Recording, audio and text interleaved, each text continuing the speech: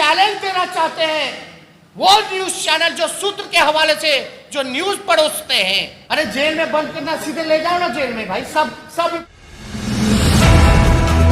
तमिलनाडु घटना को लेकर विवाद बढ़ता ही जा रहा है। बिहार पुलिस मनीष कश्यप को गिरफ्तार करने के लिए ढूंढ रही है और मनीष कश्यप इधर उधर भागकर अपनी जान बचा रहे हैं। इस पर जब पत्रकार ने मनीष कश्यप से पूछा कि आप सरेंडर क्यों नहीं कर देते हैं, क्या ऐसे ही आप तेजस्वी यादव से लड़ते रहेंगे और आप किसके दम पर तेजस्वी यादव को धमका रहे हैं कि जेल से निकलने के बाद तेजस्वी यादव की सरकार गिरा दूंगा, दे दूंगा गिरफ्तारी तेजस्वी यादव जी, लेकिन 2025 में आपको मुख्यमंत्री जो बनने का सपना पाल के रखे हैं ना, नहीं बनने दूंगा, वादा करता हूं। कराइए गिरफ्तार।